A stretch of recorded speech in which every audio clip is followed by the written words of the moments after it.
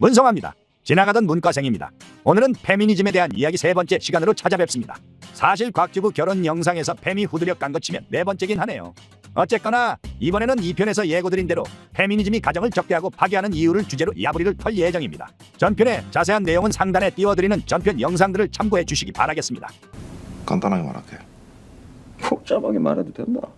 페미니스트의 보편적인 특징이 뭐겠습니까? 아버지를 미워한다는 겁니다. 우리나라 페미니스트들이야 남존여비에 고통받는 위세대 여성들을 보며 의식화되었으니 그 가해 자격인 86세대 남성들에 대한 반감을 갖는 것은 당연하죠. 하지만 외국이라고 다르지 않습니다. 페미니즘의 시작이 애초에 남존여비 남성월주의 사회에 대한 반동이었으니까요. 이게 1편에서 페미니즘이 한계 사상이라는 이유로 말씀드린 약자의 연대라는 컨셉이죠. 오늘의 이야기는 여기에서부터 시작합니다. 자식에게 있어 아버지라는 존재는 뭘까요? 저는 이게 가장 온전한 형태의 플라토닉한 애정이라고 봅니다. 이유는 신뢰와 믿음으로 구성된 사랑이기 때문입니다. 어머니는 저 아이가 내 자식인 줄을 알고 있죠. 배 아파서 낳은 자식이니까요. 하지만 아버지는 그렇지 못해요. 믿는 수밖에 없죠. 유전자 검사가 있잖아요. 결혼해서 마누라한테 제 진자검사 해보자고 말해보세요.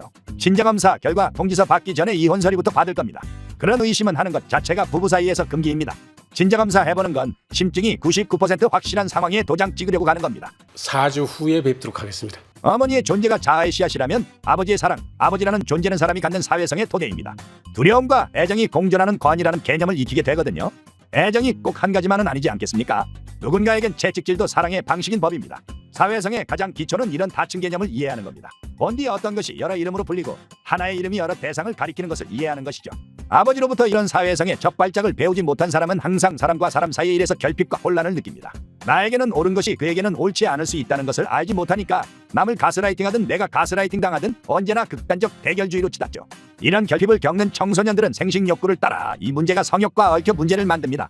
성욕을 죄다 사랑으로 오해하여 성적으로 문란해지거나 성을 죄다 추악한 성착취라고 적대하며 대마법사 테크트리에 접어들기도 하죠. 이런 문제가 고착화되면 이내 그 아이는 선망과 매력을 혼동하게 됩니다. 내가 끌리는 이 감정을 여러 이름으로 설명하지 못하니까 남자가 아름다운 남자에게 끌리는 선망을 이성적 매력과 혼동하죠. 그렇게 게이가 됩니다. 또한 대결과 복종이라는 동성 간의 경쟁심과 이성에 대한 정보격도 헷갈릴 수 있습니다. 예, 그렇게 게이가 됩니다. What is this? Ah, double penis. 페미니즘이 가정을 적대하는 것은 이 사회성의 결핍이 세상을 한 바퀴 돌아 다시 돌아온 꼴의 사건입니다. 페미는 단순히 아버지를 미워해서 아버지에게 상처받아서 가정이라는 틀을 적대하는 게 아닙니다.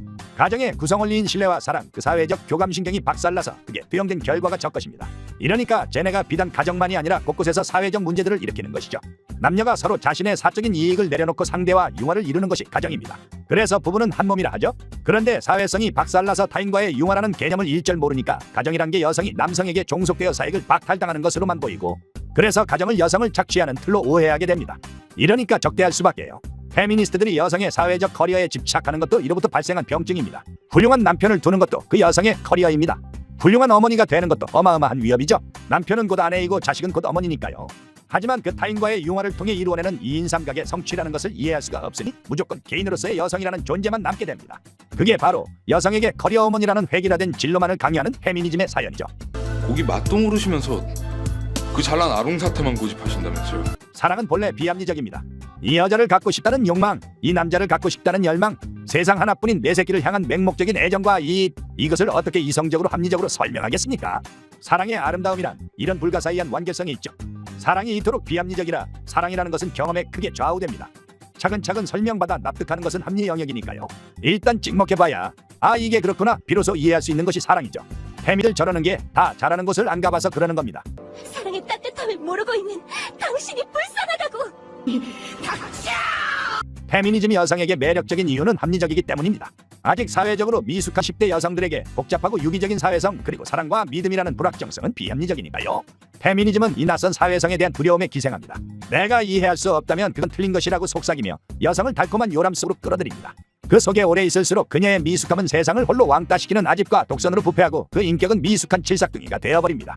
이게 바로 페미니즘 특유의 편협함, 이기주의, 반사회성의 재생산 구조이죠. 우리 사회의 기저에는 위대한 비합리가 존재합니다. 나중에 날 부양해 줄지도 모르는 이 핏덩이 자식 새끼를 뭘 믿고 양육합니까? 그런 손해보는 장사를 왜 하겠습니까? 사랑은 이 모든 사악한 합리를 걷어치우고 열망과 욕망 그리고 매료라는 위대한 비합리로 우리의 존재를 지탱합니다. 이성과 합리를 맹신하는 광신도들은 이 위대한 비합리를 적대합니다. 그들의 눈에는 이게 괴력난 신으로 보일 테니까요. 그렇게 그들은 합리적으로 차근차근 세상을 조지고 조지면서도 늘 당당한 이유이죠. 자기 머릿속 합리에게 현실을 침식당해서 눈이 돌아버린 겁니다. 분명히 원인과 결과가 하락으로 짝지어지는데 절대 그럴 리 없다고 빡빡 우기면서 우쭐한 시전하는 겁니다. 이게 가정을 적대하는 페미니즘이고 인생의 고난을 부정하는 사회주의입니다. 이 부분에서 서로 맥락이 통하니까 페미니즘이 항상 사회주의와 붙어먹는 것이죠. 여담으로 이 시 조선이 망한 이유도 여기에 있다 하겠습니다. 그렇게 왜서 여길 지옥으로 만드나? 페미니즘에 대해서는 아직 할 이야기가 산더미입니다만 조회수 꼬라지 보니까 현안 이슈로 좀 쌀먹하고 와야 할 것 같습니다. 그래도 정권이 정권이니 페미니즘에 대해서는 계속 떡밥이 흐를 것 같긴 합니다. 그때마다 또 맛깔나게 패보겠습니다. 진짜 페미 패는 걸로만 5박 6일 여름 성경학교도 쌉 가능이라니까요. 아직 10분의 1도 안 왔습니다. 오늘은 여기까지 하겠습니다. 구독과 좋아요 알림 설정 부탁드리며 저는 마저 지나가 보겠습니다.